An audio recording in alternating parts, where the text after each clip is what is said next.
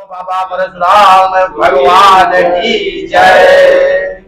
बोले शंकर भगवान की जय। बोले बजरंगबली की जय। बोले आदिशक्ति दुर्गा माई की जय। बोले सभी देवी देवताओं की जय। बोले सनातन धर्म की जय। बोले गौ माता की जय।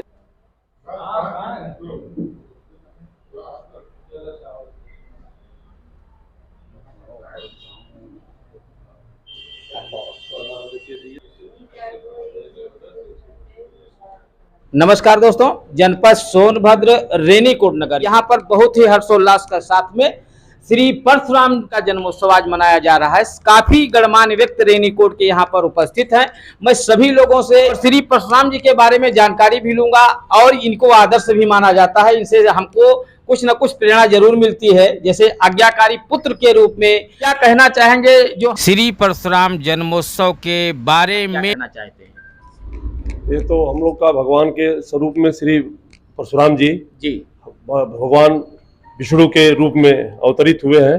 बस इसी के दोस्त में हम लोग जो है आज भगवान परशुराम जी का जन्म उत्सव मना रहे हैं। और यहाँ पर अन्य लोग भी हैं। देखो, ये 24 अवतारों में आते हैं और भगवान विष्णु के अवतार ही माने जाते हैं, ऐसा कि ग्रंथों में कहा गया है। आप क्या कहना चाहेंगे? ये बड़े सौभाग्य की बात है कि हम लोग एक साथ जुड़ के आज हम लोग मना रहे हैं और उनका आशीर्वाद ले रहे हैं जी। तो हम लोग तो चाहेंगे कि सदैव उनका आशीर्वाद हम लोगों पे बना रहे और हम लोग ऐसे ही दिन प्रतिदिन उनकी सेवा उनका आशीर्वाद प्राप्त करते हैं जी।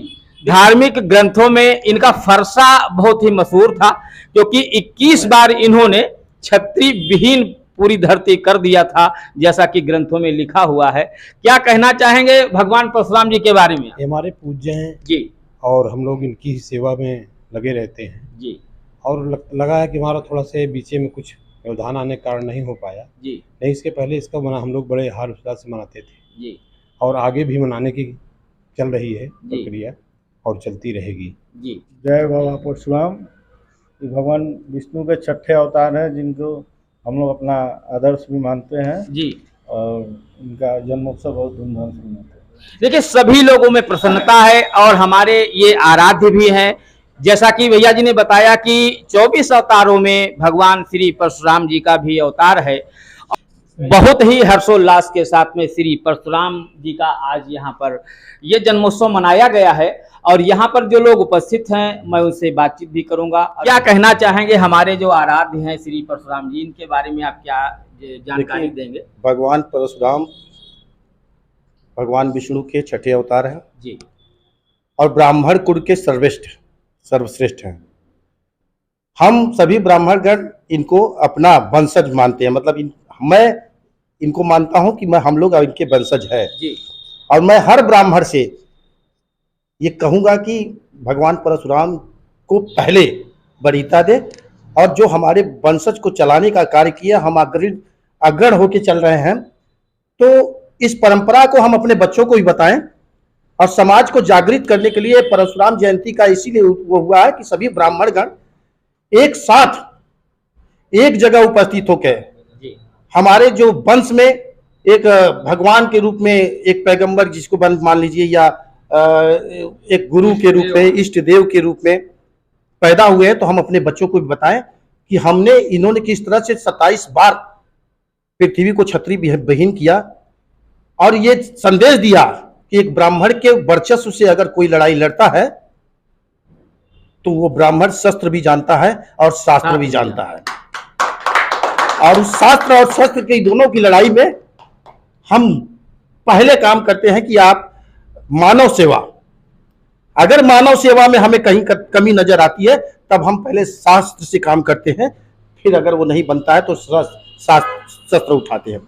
इसलिए मैं कहूंगा कि मैं परंपरागत अपने समाज को, अपने आने वाली पीढ़ी को ये बताना चाहता हूं कि परशुराम जी की जीवन शैली के अनुसार हर ब्राह्मण अपने बच्चों को तालीम दे और शिक्षा दे। इसीलिए इसकी साथ मैं कहता हूं कि जय हो बाबा परशुराम की जय।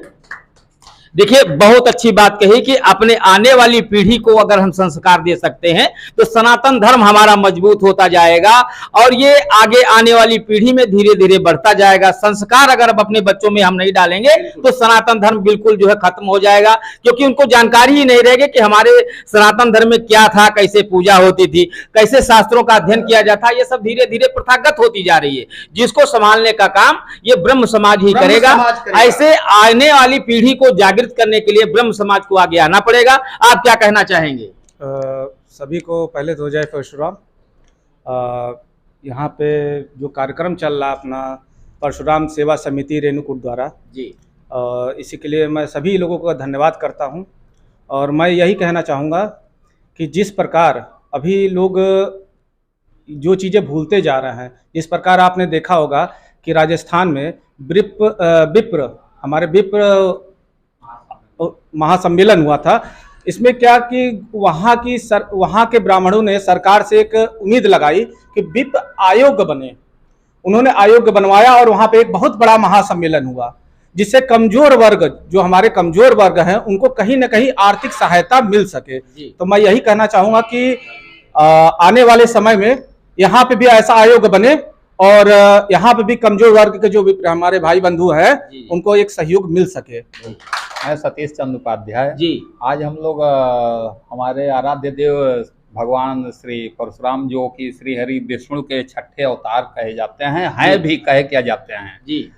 और हम ब्राह्मणों के पूर्वज हैं, ये तो एक सत्य वचन है और हम इनके वंशज हैं। इनका जन्मोत्सव मनाने के लिए हम एकत्रित हुए हैं।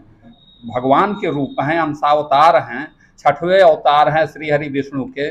तो इनका हम लोग जन्मोत्सव मनाते हैं। आज ही के दिन अक्षय तृतीया के दिन इनका जन्म हुआ था जी, इसलिए हम लोग जन्मोत्सव मनाएंगे। और अपने विप्र बंधुओं से, चाहे समाज में ऐसा ही नहीं है कि केवल ब्राह्मण ही मनाते हैं, हमारे सनातन धर्मी भी बहुत सारे सनातन धर्मी मनाते हैं, आज भी मनाए हैं। तो मैं यही कहूँगा कि जिसके मुंह से भी निकले ये परशुराम जयंती न निकल के हम लोग श्री परशुराम जन्मोत्सव कहें जी, ये रहेगा। श्री भगवान परशुराम की जय। बहुत बहुत मंगल कामना। बहुत ही सौभाग्य रहा कि हम लोगों का ये यहाँ पर आगमन हुआ। ऐसी ही पूजाएं हमारे सनातन धर्म को मजबूत करती हैं और सभी लोगों से निवेदन है कि अपनी संस्कृति को ना भूलें और सनातन धर्म को आगे बढ़ाते रहें। इसी के साथ मैं संजय श्रीवास्तव, नमस्कार।